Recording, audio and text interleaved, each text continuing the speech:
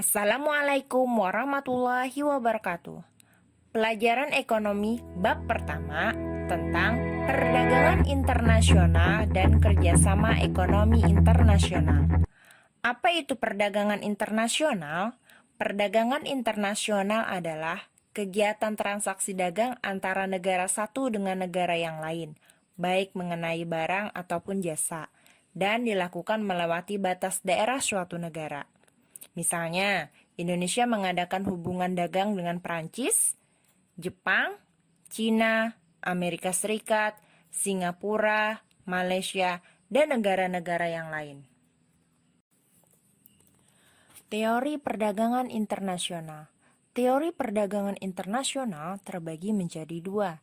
Yang pertama adalah merkantilisme, dan yang kedua adalah teori kaum klasik. Yang pertama, teori merkantilisme dicetuskan atau dilopori oleh Sir Joseph Charles, Thomas Moon, Cromwell, Oliver Robert, John Bodin, dan Van Hormigt Colbert.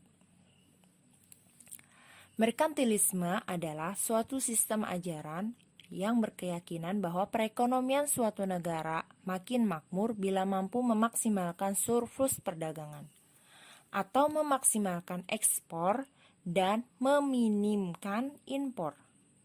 Kebijakan ekonomi merkantilisme dianut oleh sekelompok negarawan Eropa pada abad ke-16 dan ke-17.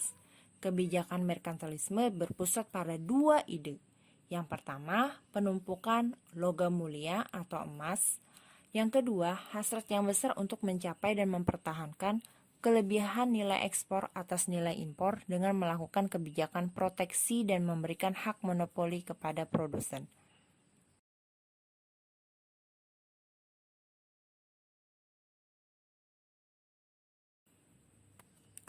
Teori yang kedua yaitu teori kaum klasik. Asumsi atau anggapan yang dipakai dari kaum klasik dalam teori perdagangan internasional sebagai berikut. Dua barang, dua negara. Tidak ada perubahan teknologi. Teori nilai atas dasar tenaga kerja. Ongkos produksi yang konstan.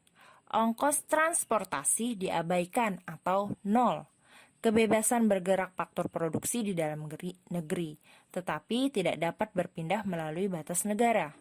Persaingan sempurna di pasar barang maupun pasar faktor produksi.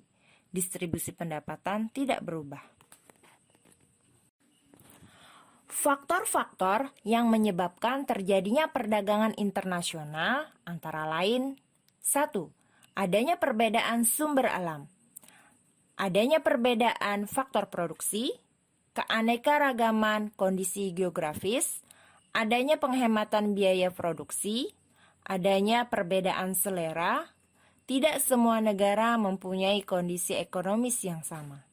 Tidak semua negara dapat memproduksi sendiri suatu barang. Adanya motif keuntungan dalam perdagangan. Adanya persaingan antar pengusaha satu dengan bangsa yang lain dalam suatu hal perdagangan.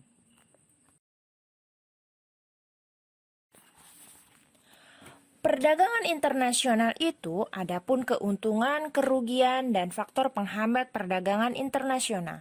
Kita bahas yang pertama ya, keuntungan dari perdagangan internasional.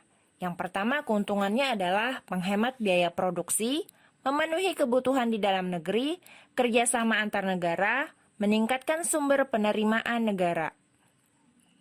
Sedangkan kerugiannya, kerugian dari perdagangan internasional itu sendiri sebagai berikut. Yang pertama, ketidakmampuan beradaptasi di pasar global menyebabkan perekonomian negara terpuruk. Yang kedua, produksi dalam negeri yang tidak mampu bersaing dengan barang impor akan ditinggalkan konsumen.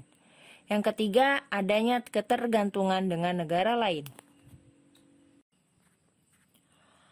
Manfaat-manfaat dari perdagangan internasional sebagai berikut. Yang pertama, memperoleh barang yang tidak dapat diproduksi oleh negara kita sendiri.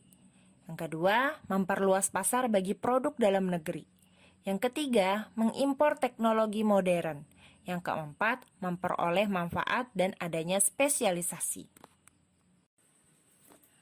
Yang kedua adalah Hambatan perdagangan internasional. Jadi faktor-faktor penghambat perdagangan internasional itu sendiri terbagi menjadi 5. Yang pertama, biaya ekspor yang sangat tinggi. Yang kedua, prosedur ekspor yang sangat rumit.